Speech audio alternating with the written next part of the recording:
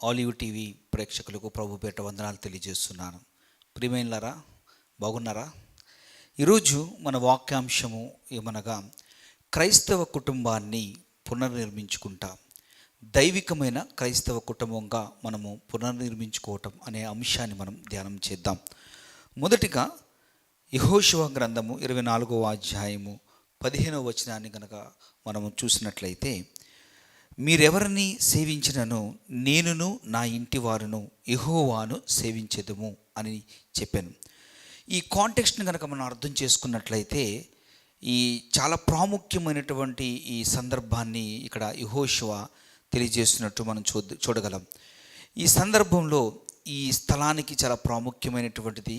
అలాగే యెహోషువ కూడా 110 సంవత్సరాలప్పుడు తన చివరి జీవిత చర్మాంకములో తన యొక్క ఫేర్వెల్ మెసేజ్గా ఈ మాటని చెప్పినట్టుగా కూడా మనం చూడగలం. బైబిల్ గ్రంథంలో యెహోషువ చెప్పినటువంటి సందర్భాన్ని, కాంటెక్స్ట్ని కూడా మనం అర్థం చేసుకున్నట్లయితే, ఆ స్థలము షెకెము అనేటువంటిది యూదులకు లేదా ఇజ్రాయేల్ ప్రజలకు చాలా ప్రాముఖ్యమైనటువంటి స్థలము. ఎందుకు అంటే ఆదికాండం 12వ అధ్యాయంలో అబ్రహామును దేవుడు పిలుచుకున్నప్పుడు ఆ షెకెములో దేవుడు అతనికి వాగ్దానం చేసినట్లుగా, దానికి గుర్తుగా ఆ షెకెములో దేవునికి బలిపీఠం కట్టినట్లు మనము ఆదికాండం 12వ అధ్యాయంలో చూస్తాం.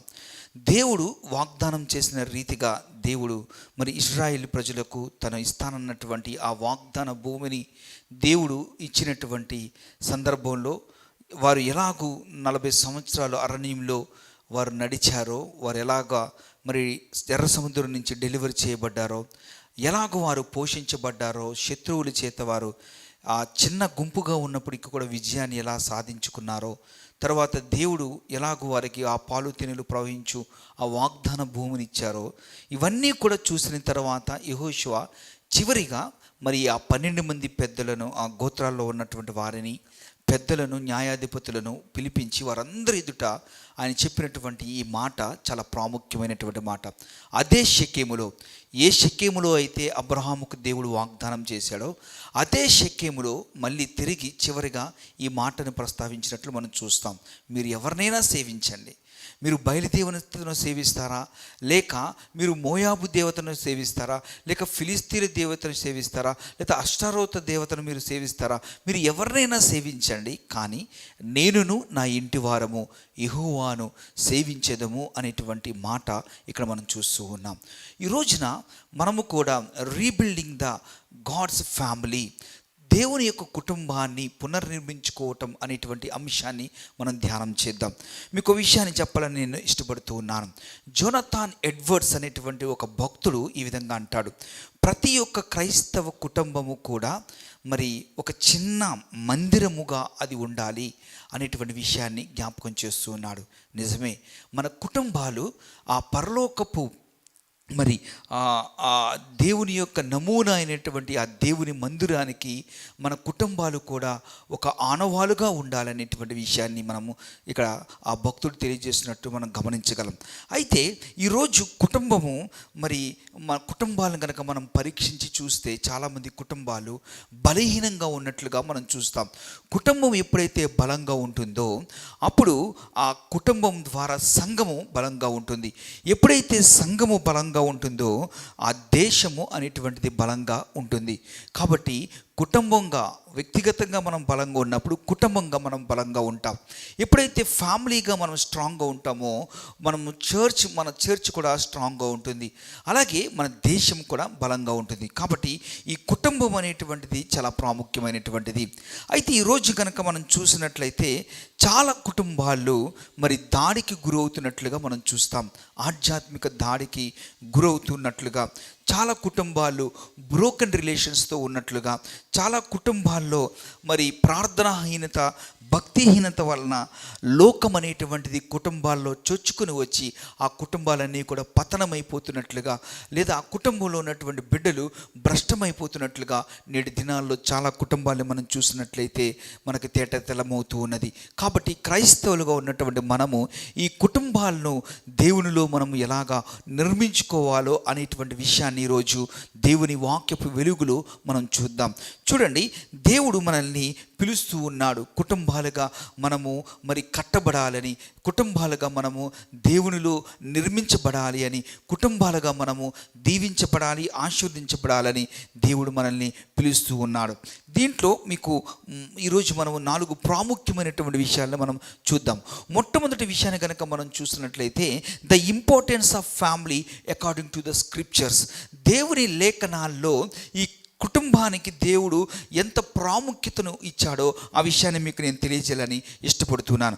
మొదటి విషయాన్ని కనుక మనం చూసినట్లయితే ఆదికాండము 2వ అధ్యాయాన్ని మనం చూసినట్లయితే ఆదికాండము 2వ అధ్యాయం కనుక మనం చూస్తే ఈ 2వ అధ్యాయంలో మనం చూసినట్లయితే దేవుడు తెలియజేస్తున్నటువంటి మాట, నరుడు ఒంటరిగా ఉండుట మంచిది కాదు. కాబట్టి నరుడు చూడండి, దేవుడు సృష్టి అంతటిని చేసినప్పుడు సృష్టి క్రమంలో అన్నిటిని చేసి మంచిదిగా ఉన్నది అని తెలియజేస్తూ చివరిగా ఈ ఆదామును సృష్టించిన తర్వాత ఆదాము మరి ఒంటరిగా ఉండుట మంచిది కాదు అనేటువంటి విషయాన్ని దేవుడు తెలియజేస్తున్నాడు. అందుకే నరునికి అనగా ఆదాముకు సాటి అయిన సహాయము కావాలి అని ఆయన చెప్పినట్లుగా మనం చూస్తాం. అంటే గాడ్ హ్యాస్ ఎ ప్లాన్. ఆయనకు ఒక మంచి ఉద్దేశం కలిగి ఆయన అవ్వను కూడా ఆయన సృష్టించినట్లుగా దేవుడు ఒక కుటుంబాన్ని ఏర్పరచాలనేటువంటి ఉద్దేశాన్ని కలిగి ఉన్నట్లుగా మనం అక్కడ చూడగలుగుతాం. చూడండి, దేవుడే ఈ కుటుంబ వ్యవస్థ అనేటువంటి దాన్ని, ఈ ఇన్స్టిట్యూషన్ అనేటువంటి దాన్ని మొట్టమొదటిగా ఏదెను తోటలో ఆయన మొట్టమొదటి కుటుంబాన్ని ఏర్పరిచారు అనేటువంటి విషయాన్ని మన బైబిల్ గ్రంథంలో తేటతెల్లంగా మనం చూస్తూ ఉన్నాం. చూడండి, ఈ గవర్నమెంట్స్ అనేవి, స్కూల్స్ అనేటువంటివి, లేదా ఇంకా చర్చ్ అనేటువంటిది కూడా ఈ భూమి మీదకి రాకముందే దేవుడు ఏదెను తోటలో మొట్టమొదటిసారిగా కుటుంబాన్ని నిర్మించినట్లుగా మనం చూస్తాం. ఎందుకంటే దేవుడు మనల్ని ఒక ఉద్దేశంతో ఈ భూమి మీద సృష్టించాడు. అందుకే మనం ఎఫెసీయులకు రాసిన పత్రిక 1వ అధ్యాయంలో చూస్తే దేవుడు ప్రేమ చేత సృష్టి జగత్ పునాది వేయబడక మునిపే యేసు ప్రభు ద్వారా ప్రేమ చేత యేసుక్రీస్తు ద్వారా ఆయన మనల్ని మరి సృష్టించుకున్నాడు, ఆయన మనల్ని పిలుచుకున్నాడు, ఏర్పరచుకున్నాడు అనేటువంటి విషయాన్ని మనం అక్కడ చూస్తాం. అయితే దేవుడు మనల్ని ఎలా ఏర్పరచుకున్నాడు, దేవుడు మనల్ని ఎందుకు ఈ భూమి మీద పుట్టించాడు, ఆయన యొక్క సంకల్పాన్ని ఎలా ఆయన నెరవేరుస్తాడు అంటే త్రూ ఫ్యామిలీ. దేవుడు కుటుంబం ద్వారా ఆ యొక్క సంకల్పాన్ని ఆయన నెరవేరుస్తాడనే విషయాన్ని మనము చూడగలుగుతున్నాం. చూడండి, అయితే ఇక్కడ దేవుడు ఈ కుటుంబానికి చాలా ప్రాముఖ్యత ఇచ్చినట్లు మనం చూడగలుగుతూ ఉన్నాం. ఎంత ప్రాముఖ్యతను ఇచ్చాడు అంటే ద్వితీయోపదేశ కాండము 6వ అధ్యాయము 6వ వచనం నుంచి మనం చూసినప్పుడు దేవుడు ఇశ్రాయేలుకు ఒక కమాండ్ ఇచ్చినట్లుగా మనం చూడగలుగుతాం. ఏమిటా కమాండ్ అంటే, నీ బిడ్డలకు నీవు నీ వాక్యాన్ని, ఉపదేశాన్ని తెలియచేయాలి. దేవుని వాక్యాన్ని వారికి తెలియచేయాలి. వారు కూర్చున్నప్పుడు, లేచినప్పుడు, బయటికి వెళ్ళినప్పుడు, లోపలికి వచ్చినప్పుడు వారి యొక్క నుదుటి మీద బాసికముల వలె వారి చేతికు వాక్యాన్ని కట్టుకోవాలి. అలాగే ఇంటి యొక్క ద్వారాల మీద కూడా దేవుని వాక్యం ఉండాలి అనే విషయాన్ని తెలియజేస్తున్నాడు. ఎందుకు అంటే దేవుని యొక్క కుటుంబాలుగా ఉన్నటువంటి మనకు మొట్టమొదట దేవుని యొక్క ప్రేమను, అలాగే విశ్వాసాన్ని, విధేయతను మనం ఎక్కడ నేర్చుకుంటాము అంటే కుటుంబాల్లోనే మనం నేర్చుకుంటాం. ఏ కుటుంబం అయితే దైవికమైనటువంటి కుటుంబంగా ఉంటుందో ఆ కుటుంబంలో ప్రేమ, దేవుని యొక్క ప్రేమను వారు తమ బిడ్డలకు నేర్పిస్తారు. ఏ కుటుంబం అయితే దైవికమైన కుటుంబంగా ఉంటుందో ఆ కుటుంబంలో విశ్వాసం అనేటువంటి బీజాలు పడుతూ ఉంటాయి. ఏ కుటుంబం అయితే దైవికమైనటువంటి కుటుంబంగా ఉంటుందో అక్కడ విధేయత అనేటువంటిది నేర్పించబడుతుంది. అందుకే దేవుడు కుటుంబానికి చాలా ప్రాముఖ్యతనిచ్చినట్లుగా లేఖనాల్లో మనం చూడగలుగుతూ ఉన్నాం. ఎందుకంటే ఒక మనిషి ఆత్మీయంగా ఎదగాలి అంటే, ఒక మనిషి రక్షణ పొందాలి అంటే అది ఎక్కడ నుండి ప్రారంభమవుతుంది అంటే దేవుని యొక్క ప్రణాళిక చేత ఏర్పరచబడినటువంటి ఆ ఏదెను తోటలో మొట్టమొదటిగా దేవుని చేత ఏర్పరచబడినటువంటి కుటుంబం ద్వారా మాత్రమే అది ప్రారంభమవుతుందనే విషయాన్ని ఇక్కడ మనం తేటతెల్లంగా తెలుసుకోవచ్చు. రెండో విషయాన్ని కూడా మనం చూసినట్లయితే ఆదికాండము 18వ అధ్యాయము 19వ వచనంలో కూడా మనం చూస్తే అక్కడ అబ్రహాముతో దేవుడు తెలియజేస్తున్నటువంటి మాట ఏమిటంటే, God uses the families to pass his promises. దేవుడు తన వాగ్దానాలని, తన చేయబోయేటువంటి తన యొక్క ఉద్దేశాలను ఆయన ఎలాగ నెరవేరుస్తాడు అంటే, తన తర్వాత తరం వారిని, తన కుటుంబీకులుగా ఉన్నటువంటి వారిని ఆయన ఎలాగ చేస్తాడు అంటే, ఆయన త్రూ ఫ్యామిలీస్ ద్వారా చేస్తాడు అనే విషయాన్ని, అందుకే అక్కడ అబ్రహాముని నేను ఏర్పరచుకున్నాననే విషయాన్ని అక్కడ మనం చూడగలుగుతాం. కాబట్టి దేవుని యొక్క చిత్తము మనం నెరవేర్చబడాలి అంటే అది ఎలా సాధ్యమవుతుంది అంటే త్రూ ఫ్యామిలీస్ ద్వారానే. మనం చూసినట్లయితే మరొక ప్రాముఖ్యమైనటువంటి విషయాన్ని కూడా మనం చూసినట్లయితే, ఈ మలాకి గ్రంథము 4వ అధ్యాయము 6వ వచనాన్ని కనుక మనం చూస్తే, ఈ మలాకి గ్రంథము 4:6లో మనం చూస్తే ఒక ఆశ్చర్యకరమైనటువంటి విషయాన్ని మనం ఇక్కడ చూడగలుగుతాం. ఇక్కడ మనం చూసినట్లయితే ఈ మలాకి గ్రంథంలో, ఈ మలాకి గ్రంథం అనేటువంటిది పాత నిబంధన గ్రంథములో ఆఖరి గ్రంథము. ఈ ఆఖరి గ్రంథం ఆఖరి వచనములో ఇక్కడ ఒక బ్లెస్సింగ్ని, కుటుంబానికి ఇచ్చినటువంటి ఒక బ్లెస్సింగ్ని మనం చూడగలుగుతాం. అంటే చూడండి, బైబిలు దేనితో ముగించబడింది? పాత నిబంధన గ్రంథము దేనితో ముగించబడింది అంటే కుటుంబ ఆశీర్వాదంతో ముగించబడింది. అలాగే క్రొత్త నిబంధన కూడా దేనితో ప్రారంభమైంది అంటే కుటుంబ ఆశీర్వాదంతోనే ప్రారంభమైందనే విషయాన్ని మనం చూడవచ్చు. చూడండి, మరి ఈ మలాకి గ్రంథం ఆఖరి అధ్యాయంలో ఏముంటుందంటే, ఈ తల్లిదండ్రుల యొక్క హృదయాలను బిడ్డల వైపు, బిడ్డల యొక్క హృదయాలను తల్లిదండ్రుల వైపు త్రిప్పుతాను అనేటువంటి విషయాన్ని చూస్తూ అక్కడ మనం చూడగలుగుతాం. అంటే ఎక్కడైతే బ్రోకన్ రిలేషన్షిప్స్ ఉంటాయో, ఎక్కడైతే కుటుంబాలు పతనమైపోయినటువంటి కుటుంబాలుగా ఉంటాయో, ఏ కుటుంబంలో అయితే దేవుడు లేకుండా పతనమైపోయినటువంటి కుటుంబాలు ఉంటాయి, ఆ కుటుంబాన్ని దేవుడు తిరిగి రెస్టోర్ చేస్తారని చెప్పి అక్కడ బ్లెస్సింగ్స్ని అక్కడ మనం చూడగలుగుతాం. ఎట్ ద సేమ్ టైం మనం మత్తయి సువార్త 1వ అధ్యాయం 1వ వచనంలో గురించి కూడా మనం చూస్తే యేసు ప్రభు యొక్క వంశావళిని మనం అక్కడ చూడగలుగుతాం. అంటే దేవుని యొక్క మరి ఆ రక్షణ ప్రణాళికను, దేవుని యొక్క సంకల్పాన్ని ఎలా నెరవేర్చబడుతున్నాడంటే యేసు ప్రభు యొక్క వంశావళి ద్వారా. అంటే అక్కడ కుటుంబాల యొక్క జీనాలజీని మనం చూడగలుగుతూ ఉన్నాం. చూడండి, దేవుడు ఈ కుటుంబాలకు ఎంత ప్రాముఖ్యతను ఇచ్చాడు అనే విషయాన్ని మనం ఇక్కడ తేటతెల్లంగా మనం చూడగలుగుతూ ఉన్నాం. అంత మాత్రమే కాదు, కానీ నోవాహు దినాల్లో కూడా మనం చూసినట్లయితే నోవాహులో ఉన్నటువంటి తరం వారందరూ కూడా మరి వికెట్ పీపుల్గా ఉన్నారు, భ్రష్టత్వంలో ఉన్నారు, దుర్మార్గతలో వారు ఉన్నప్పుడు నోవాహు కుటుంబాన్ని మాత్రమే వారు ఆ ఓడలో ప్రవేశించినట్లుగా మనం చూస్తూ ఉన్నాం. చూడండి, వారందరూ కూడా ఓడలోకి ప్రవేశించారు. రక్షణ అనేటువంటిది ఆ కుటుంబం ద్వారానే మనకి అక్కడ ప్రారంభమైనట్టు మనం చూస్తాం. అంటే కుటుంబము వారు మరి అందరూ కూడా దేవుని యందు విశ్వాసం ఉంచడం ద్వారా ఆ ఓడలోనికి ప్రవేశించారు. కాబట్టి ఆ సాల్వేషన్ అనేటువంటిది కూడా ఎక్కడి నుంచి ప్రారంభమైందంటే కుటుంబంలో నుంచే ప్రారంభమైంది. కాబట్టి కుటుంబానికి దేవుడు చాలా ప్రాముఖ్యత ఇచ్చినట్లుగా మనం ఇక్కడ చూడగలుగుతూ ఉన్నాం. మనం చూసినట్లయితే క్రొత్త నిబంధన గ్రంథంలో కూడా తిమోతి రాసినటువంటి పత్రికలో మనం చూస్తాం. అక్కడ తిమోతి గురించి అపోస్తలుడైనటువంటి పౌలు మరి ప్రస్తావించిన మాటను మనం చూసినట్లయితే, ఈ తిమోతి ఆత్మీయుడిగా ఎదగటానికి కారణం ఎవరయ్యా అంటే తన తల్లి, అలాగే తన యొక్క అవ్వ.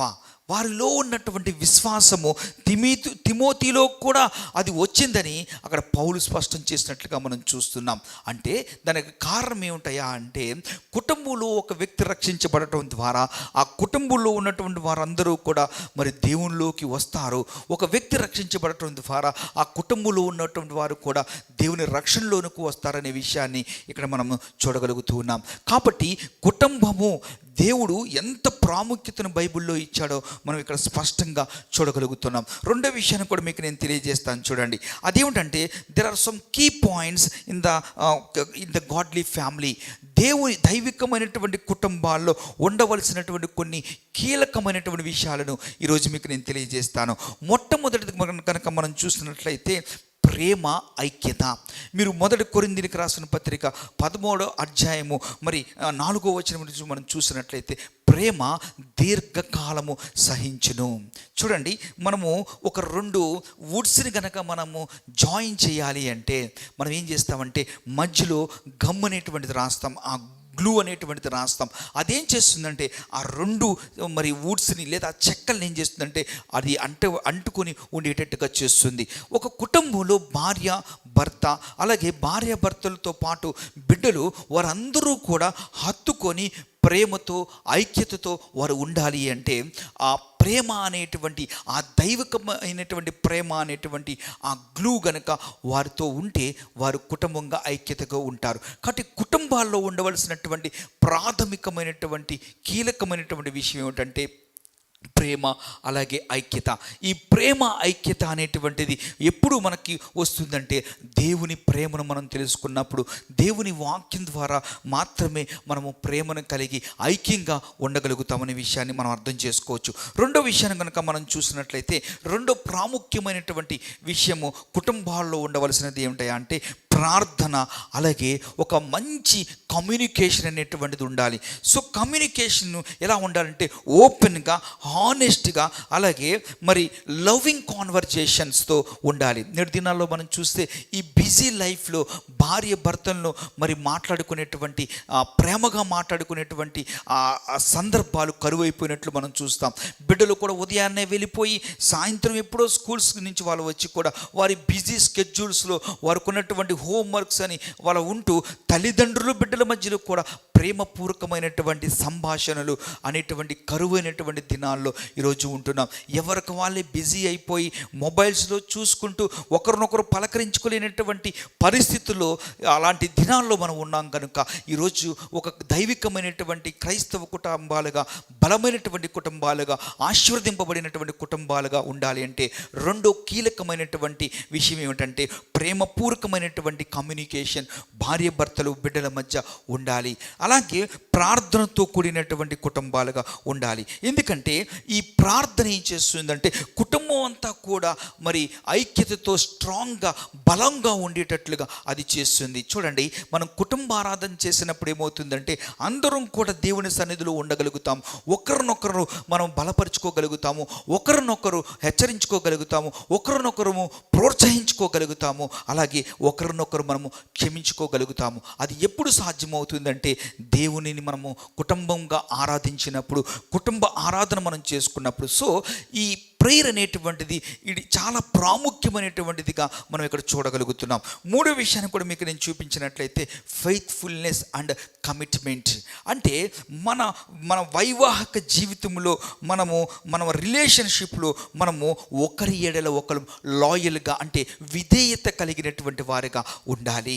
మన కుటుంబ జీవితంలో మన భార్య పట్లతో మనం ఏదైతే పెళ్లి దినాన మనము ఆ వాగ్దానం చేశామో ఆ వాగ్దానాలు, ప్రమాణాలు ప్రకారము మనము జీవితకాలం అంతా కూడా కట్టుబడి ఉండవలసిన వారుగా మనం ఉన్నాం. చూడండి, చాలామంది వివాహేతర సంబంధాలు పెట్టుకొని వారి కుటుంబాల్లో లేనిపోయినటువంటి మరి కష్టాలను, లేదంటే బ్రోకన్ రిలేషన్స్ను తీసుకొచ్చేటువంటి వారుగా మనం చూస్తూ ఉన్నాం. కాబట్టి ఒక స్త్రీ తన భర్తకు మాత్రమే కట్టుబడి ఉండాలి, అలాగే భర్త తన భార్యకు కట్టుబడి ఉండాలి. చూడండి, సీనాయి పర్వతం మీద దేవుడు 10 ఆజ్ఞలు ఇచ్చినప్పుడు ఆ ఆజ్ఞల్లో ఒక ఆజ్ఞ ఏంటంటే నీ పొరుగు అని భార్యను నీవు ఆశించకూడదు. దేవుడు మనకిచ్చినటువంటి భార్య లేదా దేవుడు మనకిచ్చినటువంటి భర్త, వారితోనే మనం ఏదైతే ప్రమాణం చేశామో ఆ ప్రమాణాన్ని తుద వరకు కూడా కట్టుబడి ఉండాలి. సో ఫ్యామిలీ యొక్క జీవితాల్లో, ఫ్యామిలీస్లో, కుటుంబాల్లో అతి ప్రాముఖ్యమైనటువంటిది భార్య భర్తల మధ్య ఉండవలసినటువంటిది ఏంటంటే అంటే ఫెయిత్ఫుల్నెస్ అండ్ కమిట్మెంట్. సో ఇలాంటి వివాహేతర సంబంధాలు లేకుండా దైవికమైనటువంటి వారుగా దేవునికి భయపడుతూ వాక్యానికి విధేయత చూపిస్తూ ఒకరి ఎడలో ఒకరు మరి విధేయత కలిగి ఆ కమిట్మెంట్ కలిగిన వారిగా మనం ఉండాలి. ఇది కుటుంబాల్లో ఉండవలసిన మరో కీలకమైనటువంటి విషయంగా మనం చూడవచ్చు. అలాగే 4వ విషయాన్ని కూడా మనం చూసినట్లయితే ఫర్గివ్నెస్ అండ్ గ్రేస్. అంటే చూడండి, గాడ్స్ గ్రేస్ ఏం చేస్తుందంటే హీల్ చేస్తుంది, గాయాన్ని కడుతుంది, లేదా ఇరిగిపోయినటువంటి దాన్ని, లేదంటే బంధకాలు విడిపోయినటువంటి దాన్ని తిరిగి అది కలుపుతుంది. కానీ కోపం ఏం చేస్తుందంటే బ్రేక్ చేస్తుంది. కాబట్టి ప్రతి కుటుంబాల్లో ఉండవలసినటువంటి మరొక ప్రాముఖ్యమైన విషయం ఏమిటయా అంటే ఫర్గివ్నెస్ అండ్ గ్రేస్. అంటే మనము ప్రతిరోజు కూడా మనం ఏం చేయాలంటే ఒకరినొకరము క్షమించుకోగలగాలి. అందుకే దేవుని వాక్యంలో సెలవిచ్చిన మాట ఏంటంటే మన కోపము, నరుని యొక్క కోపము దేవుని నీతిని నెరవేర్చదంట. కాబట్టి మీరు కోపపడుడి కానీ పాపము చేయకూడి, మీ కోపము కూడా సూర్యుడు అస్తమించే వరకు లోపే మీ కోపాన్ని మీరు విడిచిపెట్టాలని వాక్యం సెలవిస్తున్నది. ఈ రోజున చాలామంది కుటుంబాలు బ్రేక్ అయిపోవటానికి, చాలామంది కుటుంబాలు విచ్ఛిన్నమైపోవటానికి కారణం ఏంటంటే ఒకరినొకరు క్షమించుకోలేనటువంటి పరిస్థితి. సో భార్య చేసినటువంటి చిన్న చిన్న తప్పులను బట్టి భర్త క్షమించలేకపోవటం, లేదంటే భర్త చేసినటువంటి చిన్న చిన్న విషయాల్లో భార్య క్షమించలేకపోవటం. చాలామంది కుటుంబాల్లో ఒకవేళ భార్య భర్తలు ఇద్దరు కూడా వర్క్ చేసే వాళ్ళు అయ్యి ఉన్నప్పుడు చూడండి, భార్య ఒక ల్యాప్టాప్ ఉంటే తను అంటుంది, ఇది నా ల్యాప్టాప్, నువ్వు వాడుకుంటానికి వీల్లేదు అంటుంది. నేను విన్నాను, నేను చూశాను చాలా సందర్భాల్లో. అక్కడ ఒక భర్త తన కంప్లైంట్ ఏంటంటే, నా భార్య ఇదిగోండి ల్యాప్టాప్ కొనుక్కుంది, తన ల్యాప్టాప్ నేను యూజ్ చేసుకోవద్దు అంటుంది అంటూ ఆయన చెప్పినట్టు నేను విన్నాను. సో అంటే కుటుంబాల్లో చూడండి, భార్య భర్తలు ఇరువురు కూడా కలిసి ఉండవలసినటువంటి వారు ఎలా ఉన్నారంటే నాది నీది అని వేరు వేరు స్వభావాలతో ఉన్నట్లు మనం చూస్తూ ఉన్నాం. కారణం ఏంటంటే చిన్న చిన్న మనస్పర్ధలు వారి మధ్య రావటం వలన. చాలామంది కుటుంబాల్లో భార్య భర్తలు ఇరువురు సంపాదించేవారైతే వారి యొక్క ఫైనాన్షియల్ విషయాలు ఒకరికి కూడా అకౌంటబిలిటీ లేకోకుండా వాళ్ళు ఉంటూ ఉంటారు. కానీ వాక్యం ఎలా సెలవివ్వట్లేదు. యాజ్ ఏ గాడ్లీ ఫ్యామిలీగా మనము ఒకరినొకరు ప్రోత్సహించుకుంటూ ఒకరినొకరు క్షమించుకుంటూ ఉన్నప్పుడు ఆ కుటుంబము దైవికమైనటువంటి కుటుంబంగా ఉంటుంది. ఈ భూమి మీద నో వన్ ఈజ్ పర్ఫెక్ట్. ఎవరు కూడా పర్ఫెక్ట్గా ఉండరు. ప్రతి ఒక్కరిలో ఏదో ఒక చిన్న చిన్న లోపాలు ఉంటూ ఉంటాయి. కానీ ఎప్పుడైతే మనము దేవుని యొక్క వాక్యానికి విధేయత చూపిస్తామో, దేవుణ్ణి మన కుటుంబాల్లో ముఖ్య కేంద్రంగా పెట్టుకొని మన కుటుంబాన్ని మనం నడిపిస్తామో, ఆ కుటుంబంలో ఉన్నటువంటి వారు ఒకరి ఎడల ఒకరు వారు ఎలా ఉంటారంటే క్షమాగుణాన్ని కలిగి కుటుంబంలో ప్రేమ ఐక్యతతో వారు ముందుకు వెళ్తూ ఉంటారు. నాకు గుర్తుంది, నేను చదువుకున్నటువంటి దినాల్లో నా ఫ్రెండ్ ఒకసారి తను చెప్పినటువంటి మాట నాకు జ్ఞాపకం వస్తుంది. వాడు ఏమంటున్నాడంటే, వాళ్ళ అక్కకి తనకు మధ్య ఏదో చిన్న మనస్పర్ధ వచ్చింది. ఆ మనస్పర్ధను బట్టి కొన్ని సంవత్సరాల వరకు తన అక్కతో మాట్లాడలేదు. ఒకే ఇంట్లోనే ఉంటారు, ఒకే ఇంట్లో వారు పెరుగుతున్నారు, వారి ఇంట్లోనే వారు పెద్దవాళ్ళు అవుతున్నారు, వివాహాలు కూడా అయినాయి. కానీ చాలా సంవత్సరాలు మరి ఇప్పుడు కూడా అతను మాట్లాడలేదు, నాకు తెలియదు. కానీ అతను నాకు చదువుకున్నటువంటి రోజుల్లో చెప్పిన మాట ఏంటంటే, మా అక్కతో నేను మాట్లాడట్లేదు. కానీ యాజ్ ఏ క్రిస్టియన్ ఫ్యామిలీగా, యాజ్ ఏ బిలీవర్స్గా మనం ఏం చేయాలంటే ఎప్పటికప్పుడు మనము ఒకరినొకరిని క్షమించుకుంటూ ఉన్నప్పుడు ఆ కుటుంబము ప్రేమతో, ఆ కుటుంబము ఐక్యతతో అది అనేక మందికి ఆశీర్వాదకరమైనటువంటి కుటుంబంగా ముందుకు వెళుతూ ఉంటుంది. కాబట్టి కుటుంబాల్లో ఉండవలసినటువంటి ప్రాముఖ్యమైనటువంటి విషయాలను మనం ఇప్పుడు తెలుసుకున్నాం. అలాగే మనము ఈ తప్పుపోయినటువంటి కుమారుని యొక్క ఉదాంతాన్ని కూడా మనం చూసినట్లయితే అక్కడ మరి తండ్రి అతని క్షమించాడు గనుకే ఆ కుటుంబం ఏమైందంటే మళ్ళీ ఆ కుటుంబం కట్టబడినట్లుగా మనం చూస్తాం. ఇంటిలో నుంచి వెళ్ళిపోయాడు, ఆస్తి తీసుకుని వెళ్ళిపోయాడు, ఆస్తిని మొత్తం పాడు చేశాడు, వేశ్యలతో వెళ్ళాడు, అతను ఇష్టం వచ్చినట్టుగా జీవించాడు. కానీ తండ్రి ఎప్పుడైతే ఇంటికి వచ్చాడో బుద్ధి తెచ్చుకొని తండ్రి అతన్ని మళ్ళీ హక్కుని చేర్చుకొని క్షమించినట్లుగా మనం చూస్తాం.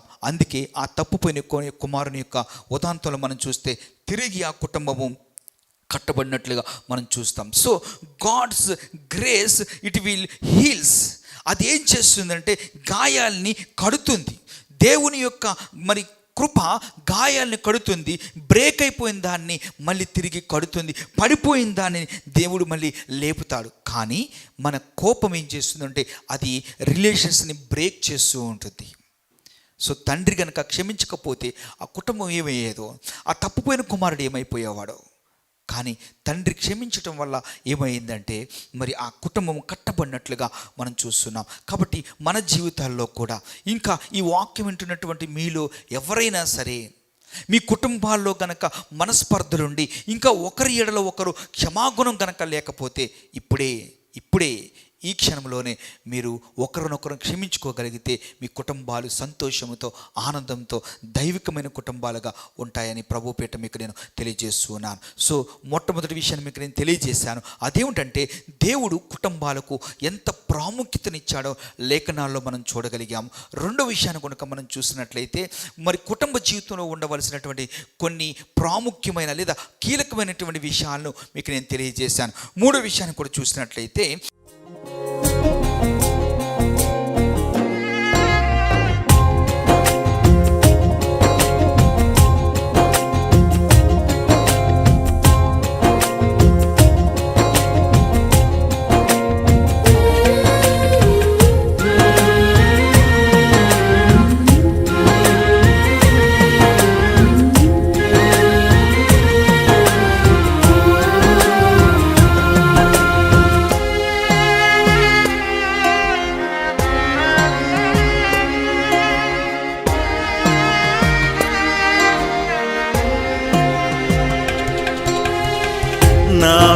వేదనలో నా బాధలో నే కృంగిన వేళలో నా తోడై ఉన్నావు. నా వేదనలో నా బాధలో నే కృంగిన వేళలో నా తోడై ఉన్నావు. నన్ను నడిపించునా యేసయ్యా, నాకు తోడై ఉండునా ప్రభువా. నన్ను నడిపించునా యేసయ్యా, నాకు తోడై ఉండునా ప్రభువా. నీ కృపలేనిదే బ్రతుకలేనయ్యా. నా వేదనలో నా బాధలో నే కృంగినవే.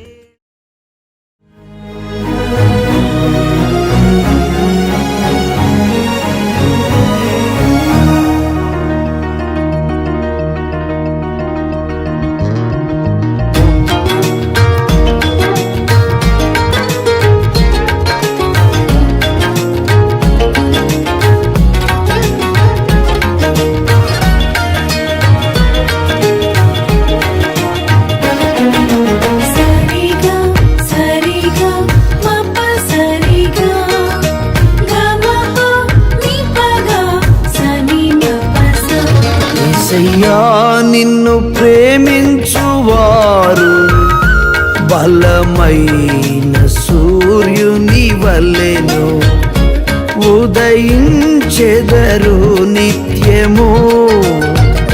శాశ్వత కాలం నీతోనే నివసింతురు, శాశ్వత కాలం నీతోనే నివసింతురు. యేసయ్యా నిన్ను ప్రేమించువారు బలమైన సూర్యుని వలెను ఉదయించెదరు